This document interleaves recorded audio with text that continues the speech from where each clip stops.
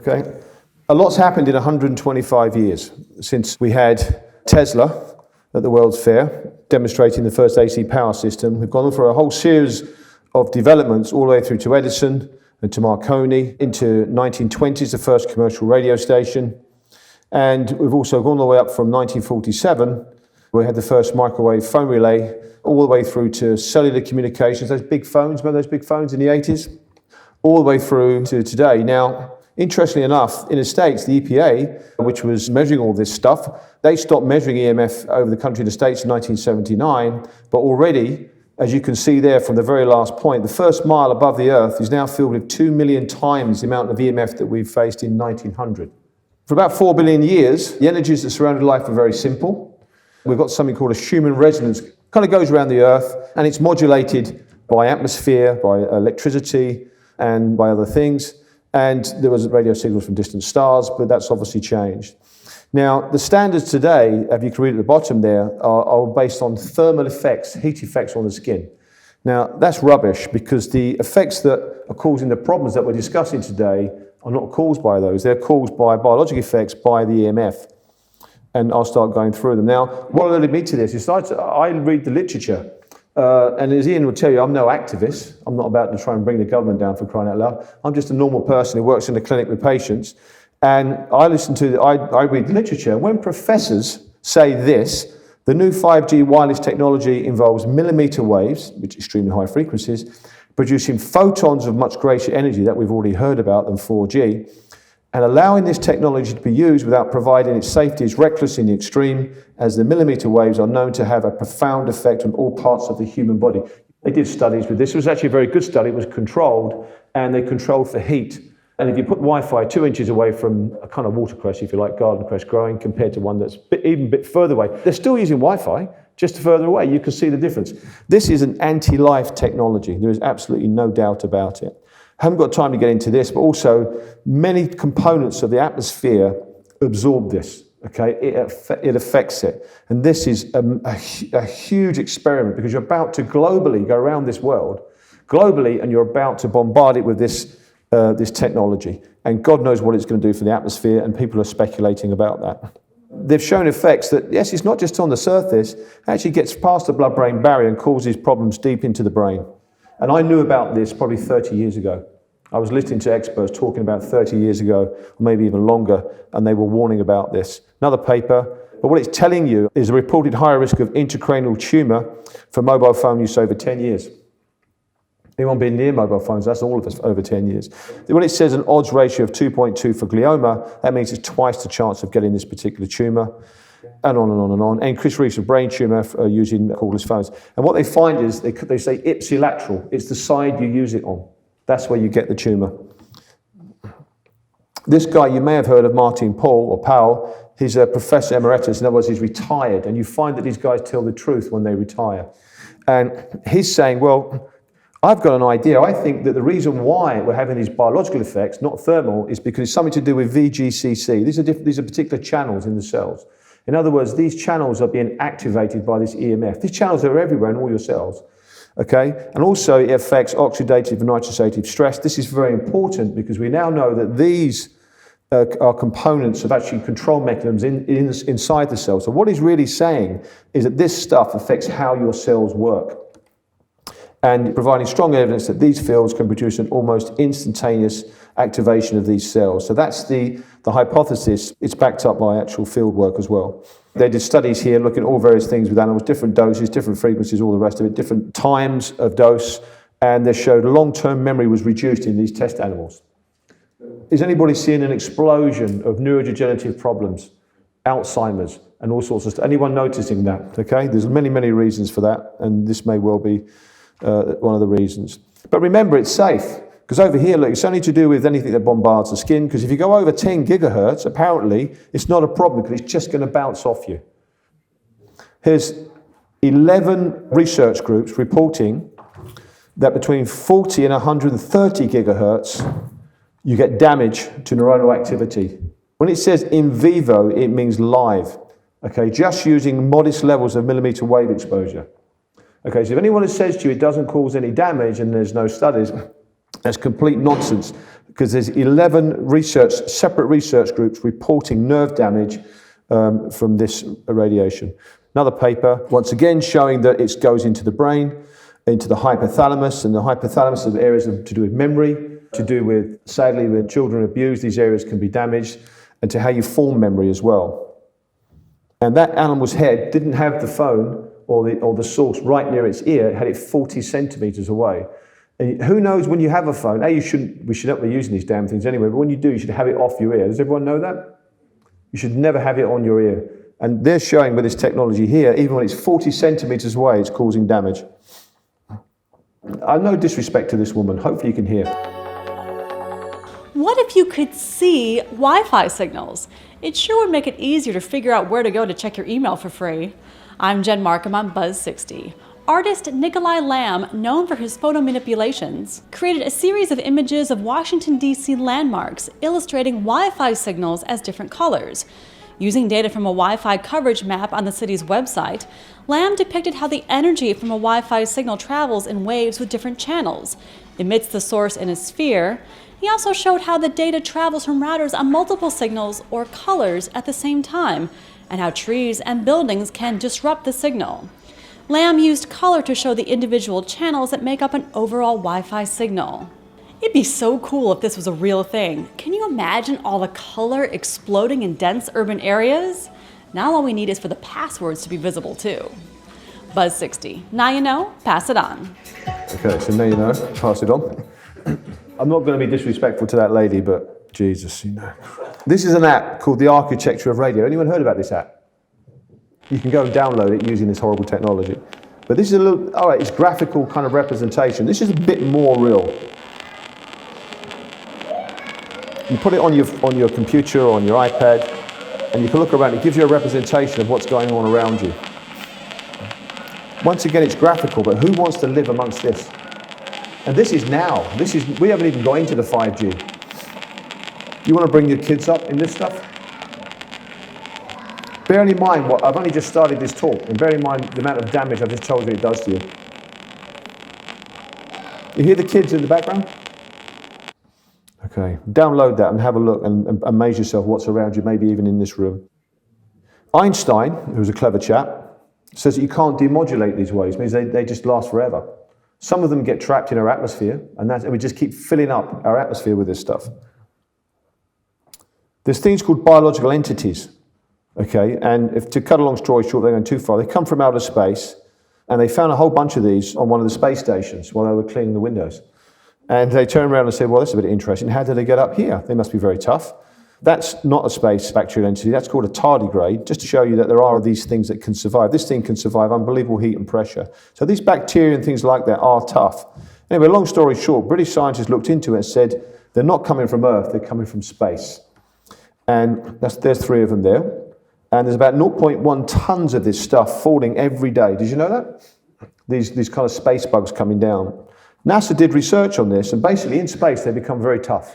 And in a sense, they're resistant to treatment. So they did studies, and they think there's a problem with that. What they found is that this millimeter wave, microwave, it can cause antibiotic resistance. There's arguments either side. But we are hanging on by our fingernails at the moment with antibiotic treatment of disease. Okay? There's about 50,000 people a year in the States, I think, and the equivalent over here, that are dying every year because we haven't got antibiotics for them. So is it a good idea to bombard the whole of this planet with this stuff if it has that effect on bacteria and space bacteria that's coming in?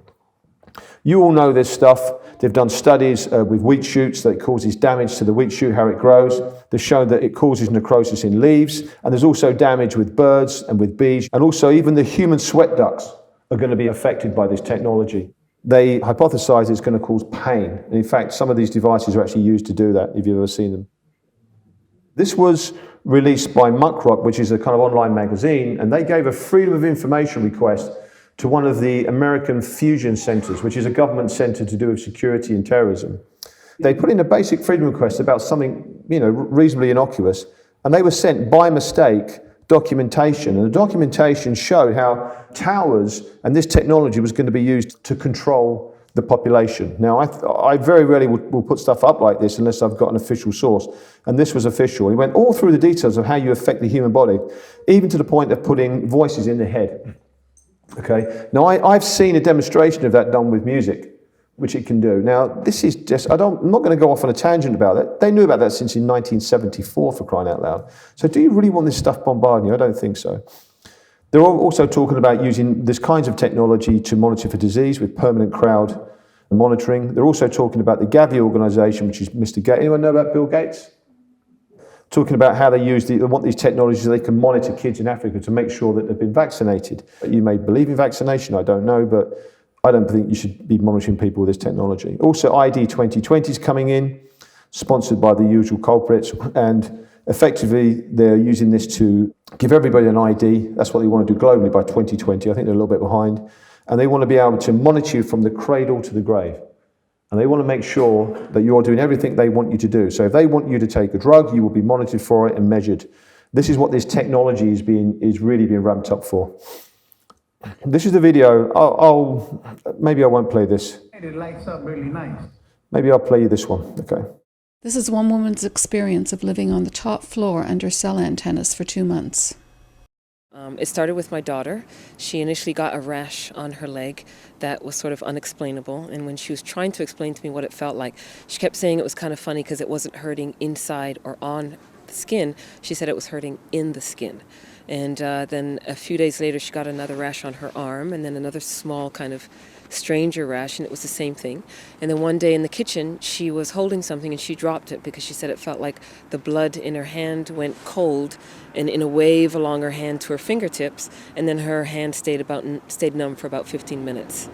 Some more of the symptoms include a sort of hissing in my ear, in particular when I'm in my apartment, but for about 3 days, anywhere I went, it would just sort of come in. I kind of felt like an antenna, and I'd sort of kind of go like, trying to find the place where the hissing or the buzzing stopped. I've not slept in my apartment since last Saturday, so a week ago now, and the buzzing went away after about 3 days, and also the feeling of tingling all over my body slowly started to go away, but I have noticed that whenever I'm in other buildings now or anywhere close to, I don't even know what, because I was never sensitive before.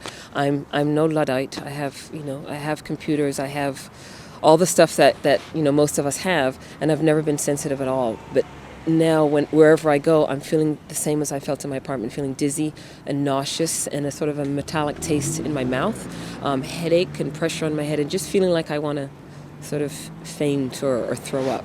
And that's wherever I go now. So I found myself becoming increasingly sensitive to my own computer and my own cell phone in ways that I never was before. Anybody getting those symptoms? There's various papers out that talk about this may be one of the reasons. It's to do with how, and this is actually saying it's nothing to do with heat, it's how to do with water is bound on cells that may be affected by this technology. Loads of reviews. A normal brain MRI will not show someone who's sensitive to this. But they've actually published a study, and they found an abnormality described as a hyperconnectivity of different parts of the brain with people that are sensitive to Wi-Fi.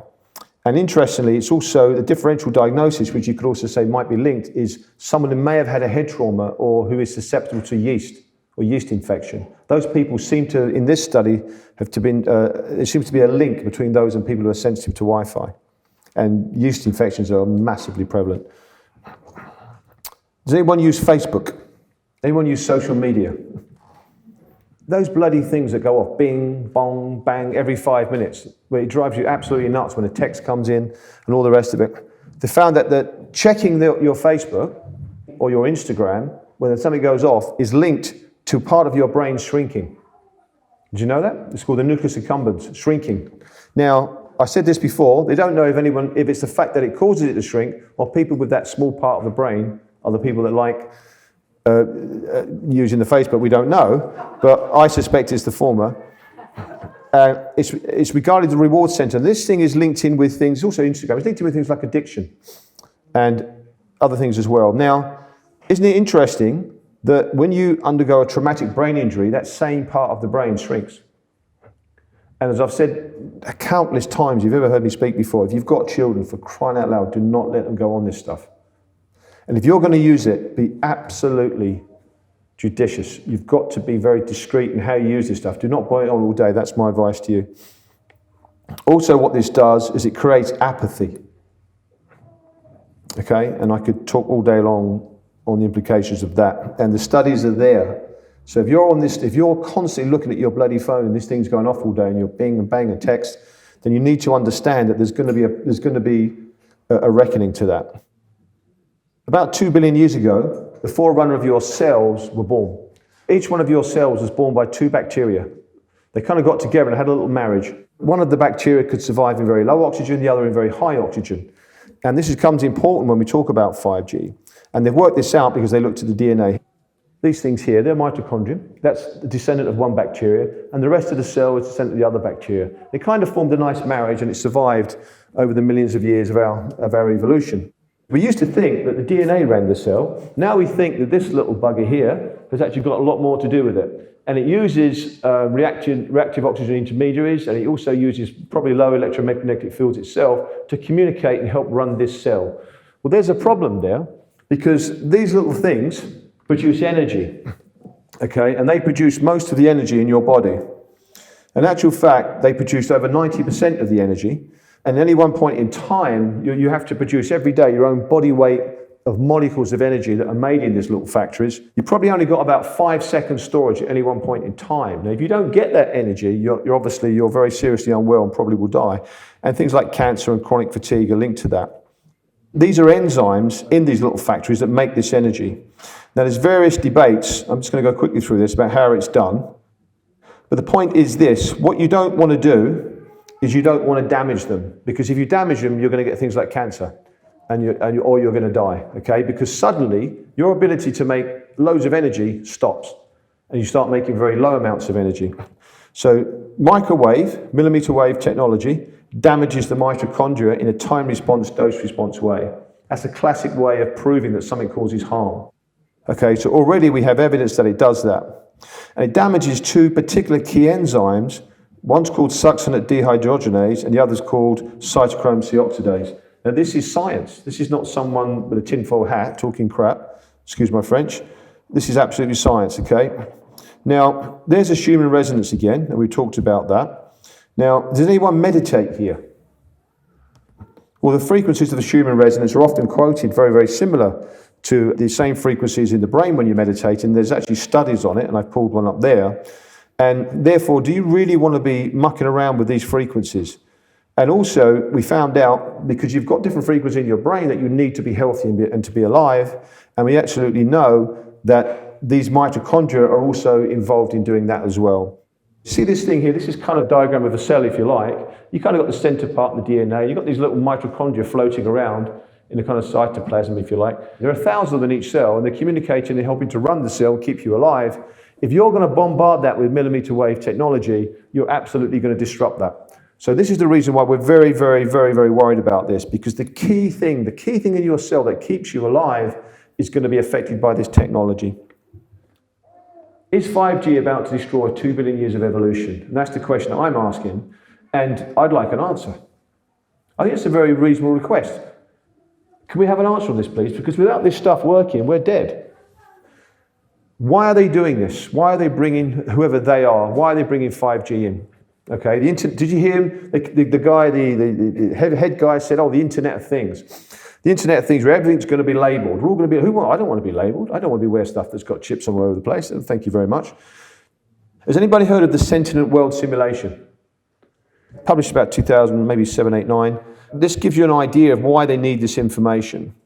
The Sentient World Simulation project, the ultimate goal envisaged by this gentleman, a continuously running, continuously updated mirror model of the real world that can be used to predict and evaluate future events and courses of action.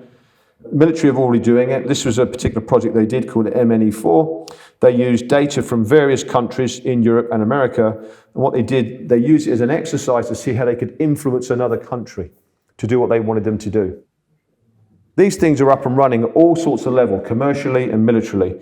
But they need information, they need data, and they need 5G to bring this about. Okay, so 5G isn't just about it's going to give you cancer and it's very dangerous. There's a whole other aspect to this. Who understands that AI is a massive threat to your jobs?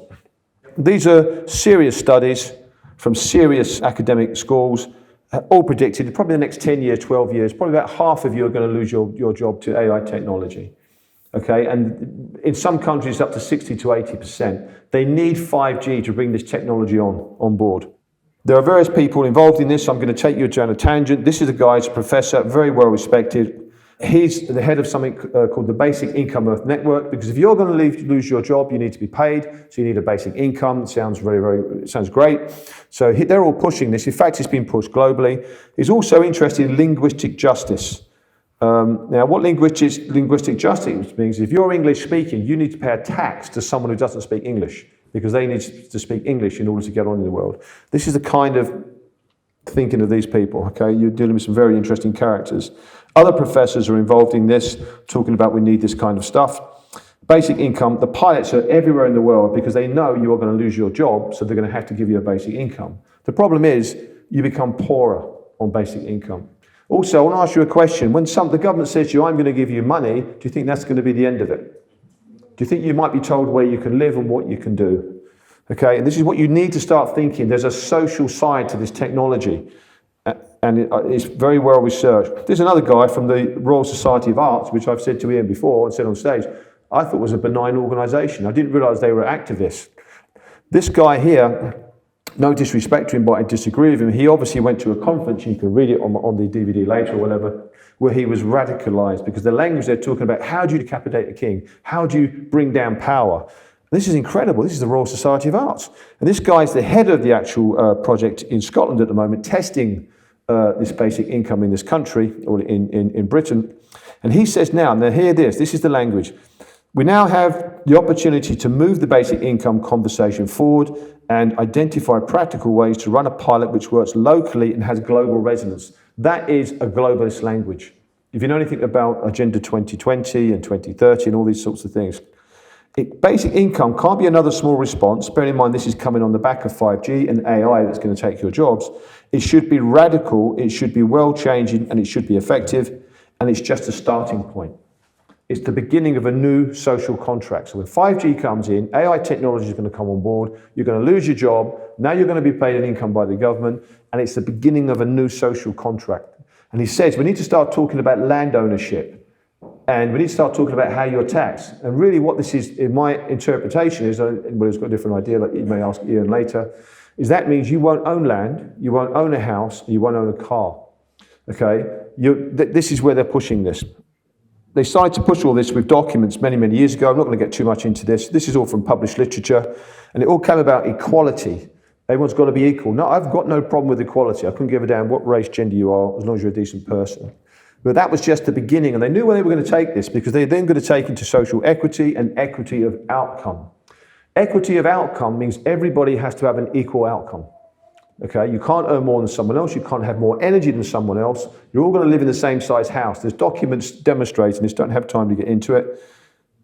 But so to be fair, you have to have equity, all these things have to be equal, the amount of children you have. If you look at how this ideology, and it is an ideology, has been used before in the history of this planet, that also goes down to what your beliefs are and what you can say. And I think you just said someone was just gagged wanting to speak about certain things. So everything must be monitored. This is the reason why you're having so-called smart technology. The Fitbits, the things that go on you. Everything's got to be on it. You're just being teased with this stuff at the moment. You have to kind of understand where this is going to go. And that means you can't have privacy, okay? Privacy is gone, okay, according to these people, whoever these are, or they are. And isn't it interesting how things are just moving along at the same thing? Suddenly we're watching lots of programs about people being watched. Yeah, we're kind of warmed up to this. Loads of programs about kids being watched, adults being watched, whatever it is. And now and then Amazon Echo comes out, and suddenly, isn't it great? I'm not bothered about having a microphone in my house that's recording everything I say and is selling it on to third-party people. Can you imagine anyone here who's above a certain age, 20 years ago, 25, 30 years ago, anyone said, I'm going to put a microphone in your house, and you would have gone, you've got to be crazy. Okay, you talk to younger people today, no disrespect to anyone here that is more informed. Isn't it interesting that the head of Apple was really pushing these cars, this whole kind of car automotive technology, and you've got Uber, share your car. Airbnb, share your house. Isn't it interesting how these ideas are coming in? Autonomy requires privacy. And the psychological papers are very clear. You don't have privacy, you've got no autonomy. This way of framing the issue makes sense if you understand privacy solely as political or legal concept, and its political importance is certainly part of what makes privacy so important. What is private is what is yours alone to control and without interference from others or the state. But the concept of privacy also matters for another deeper reason. It is intimately connected to what it is to be an autonomous person. The connection between loss of privacy and dehumanization is a well-known and ancient fact. You cannot be persuaded to give up your privacy. This technology is part of doing that. Anyone like this guy? He's calling for universal basic income. He thinks he's got a church, and he's the head of it, no doubt. Here's another guy from the Basic Income Earth Network, just to show you how this social side is changing. We need to create this new connected culture. Everything's going to be connected. We need to drive us to compete for social contribution. If you understand your history, you know what he's really talking about. To achieve that, many people will need to undergo training. So you haven't got a job, you go on basic income, and now they're going to train you as educators and community organisers to create and maintain a positive social climate. I recommend that a basic income will not come by itself, rather it will be coupled with socio-educational training. You're talking about 5G, but you're talking about a much bigger thing. China's already on it. They've got something called the social, who's heard of the social credit system? You're scored, almost like a Facebook liking system. When you say what the government wants you to say, you're given a plus point. When you're not, you're given a negative point. You get enough negative points, you're gone. Once you lose trust, once they lose trust in you, this is how they say it, you're never allowed back in the system. I think at the moment, Ian, I don't know the data on it, but it's between 11 and 13 million Chinese people have been put in the sin bin, which means you don't travel, you're now blocked from travel. This is all, I'm going to tell you here and now, this is a template for what's going to come here, okay, in my opinion, from what I've seen. When we look here at 5G, this is China. China's really pushing this. And also they're pushing this along the Silk Road, they're pushing this in Africa, their technology, and they need 5G to step their system up. They're massively a template now for what's going to go on in the rest of the world. Here's a simple video, some of you may have seen this.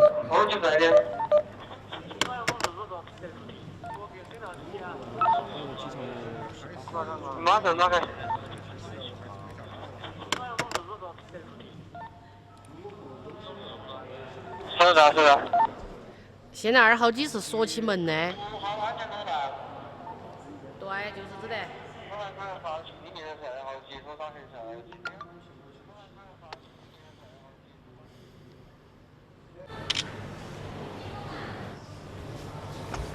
Well, let's see how long it takes you to find me. Thank you very much. Let's go.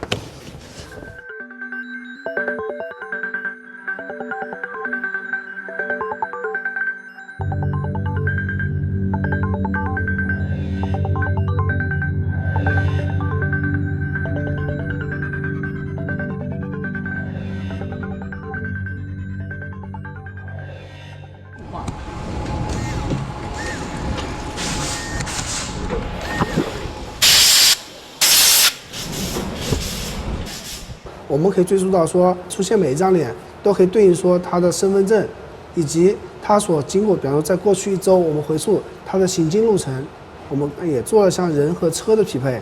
那同时在人上匹配还包括亲属关系匹配，然后是你经常接触人员之间匹配。就是当摄像机布到或者我们传感器布到一定密度的时候，其实我们会经常知道你跟谁经常在一起。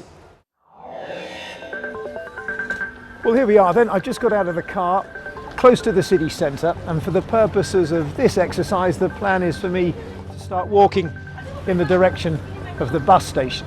My image has already been flagged to the authorities as a suspect, and in theory, it should only be a matter of time.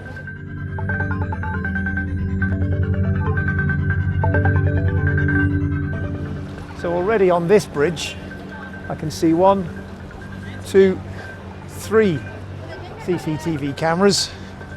Of course, there's no point hiding from them. Just keep on walking. 可以呢，不一定非要从门里头通过，他就站在。哎，对，就是这的，就是这的。这个看过。对，就是这的。Uh-oh. Right behind me, you can see just over my left shoulder there. Hello, guys. I've been expecting you. Maybe these guys aren't in on the joke.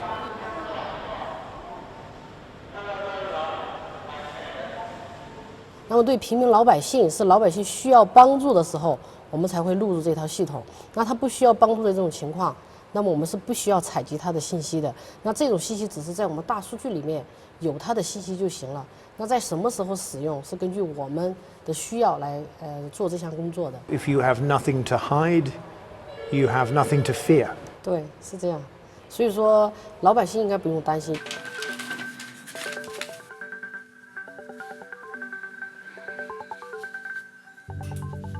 你觉得为什么它？摄像头，对，因为现在民怨沸腾，就是它真正的用来预防犯罪的效果很少，反对的、不同意见的，让我觉得每天你都感觉到有一只眼睛盯着你，一只无心的眼睛，不管你干什么事儿，你总是有所顾忌。高科技为那个警察维稳提供了方便，所以他们的思路如果不改变，对这么一些意见人士，然后进行监控，可能是起了更大的作用。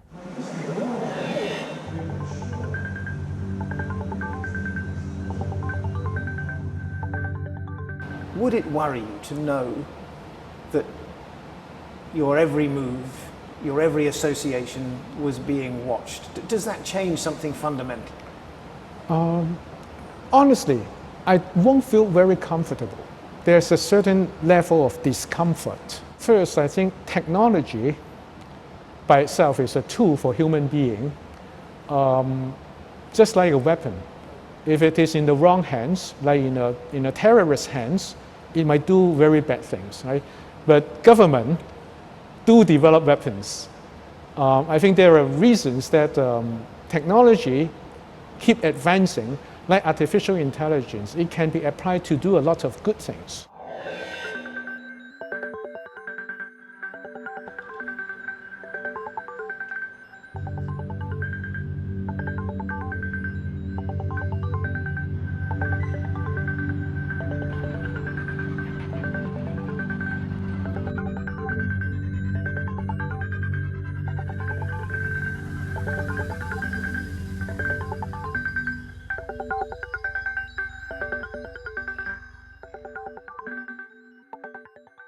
So who gets a warm, fuzzy feeling? The whole prediction thing as well, that's a whole other talk. This is a professor. We've already created the blueprint for innovative cyborg tissue and recently shown how to mingle this in the brain. They give you an injection into the head, opens a mesh, and that connects your brain up to the internet. It's already up and going, and is being very well tolerated. This guy is one of the leading chemists in the world, so if you think this is conspiracy, you're absolutely wrong. This is what they're doing. They're connecting the brains of animals together. The animals can be thousands of miles apart. They start to work as one, almost like a biological computer. This is a template for what they want to do with humans. Here's another guy, he's another UK professor. Personal computing will become intrapersonal and intracellular. Each human neuron will be hijacked by a self-growing, self-repairing molecular network. Computers will be networks of polymer filaments grown inside together with a human. Seeds of the networks will be injected into embryos in the first month of their development, and they will form a gigantic network inside the brain. Computers will be inside us. They will span all living creatures in a united computing network. If that doesn't turn your stomach, you're not a human being. Now, these are scientists. This is where this is going. This is how this is developing. It requires 5G. This is a book called The Scientific Conquest of Death, and this is a chapter by a guy called Ray Kurzweil, who's the head of DeepMind for Google, and he says it will be routine practice to have billions of nanobots coursing through the capillaries of your brains, communicating with each other, as well with our biological neurons and with the internet. One application would provide full immersion into virtual reality, and if you didn't understand that, basically he says he's going to plug your brain into the internet by 2030. Now you need to understand these are the very, very serious players. They require 5G to do this as well. Rolling Stone done an interview on him. He wants to use this technology to bring his dead father back to life. You have to understand what these people are about. These people are setting the course for your future. Other people have got more common sense. In his book, Our Post-Human Future, because this is what they're talking about. They're taking this technology and going beyond human.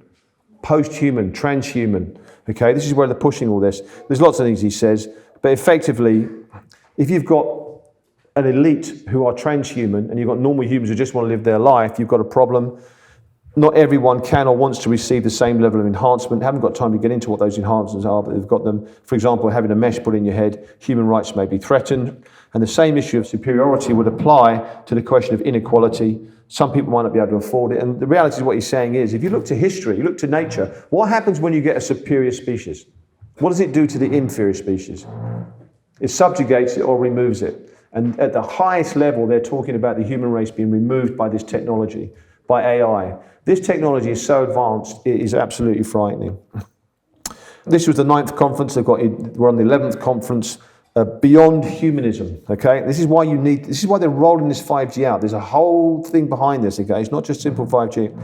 Down at the bottom, they're talking about it. What it's also worth noting, this is seriously discussed, is the formation of new cultures and societies which consist of non-human subjects mingling with humans, or forming their own separate and previously unseen world. They're talking about the new AI brains, okay, the new AI things that are coming in. Who's heard of synths? They're building synths now, okay, which is a kind of synthetic human, okay, to be powered and to be embodied with this alleged kind of consciousness, which is from an artificial intelligence. One of the guys, I'm just very going to quickly wrap this up. I don't have time to get into this, but 5G is central to all this. I'm showing you documentation. This isn't conspiracy, okay? This is scientific documentation, whether you're aware of it or not. This is a very, very, these people I believe they're insane, but hopefully I'm not the only one on this planet who believes that. I'm going to show you now a clip. I played it before. Some of you may see it. This guy you're going to hear is Geordie Rose or Gordy Rose. He is the developer with a company of quantum computers. Quantum computers are used by NASA. His computers are used by NASA and Google and others to develop the AI technology, the AI thing that's going to be in this new synth bodies, okay, this kind of consciousness. These computers already connect outside of this dimension with 2 to the 500 power dimensions. That's from their white papers and their literature.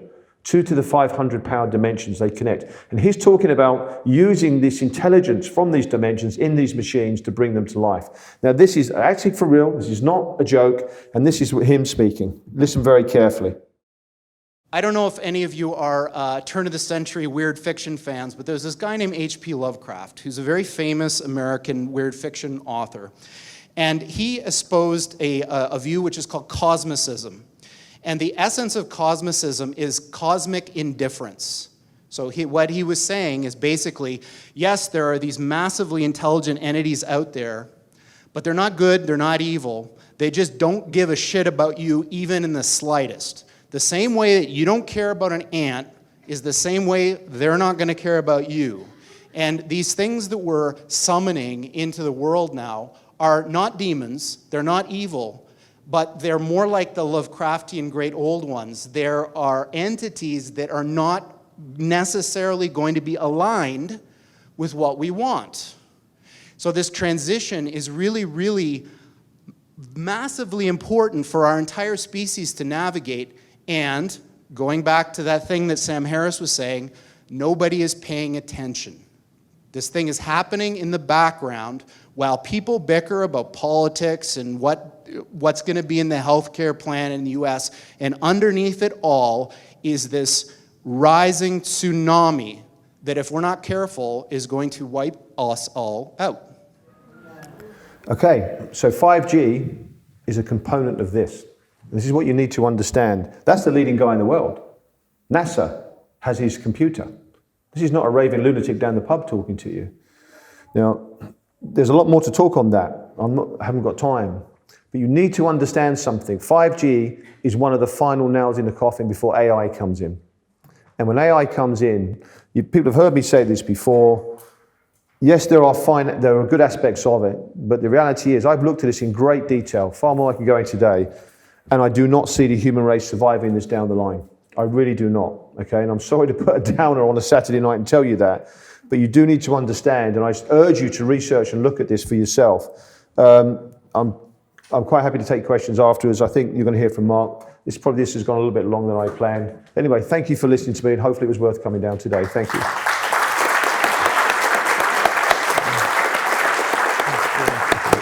Fantastic. Thank you very much for helping.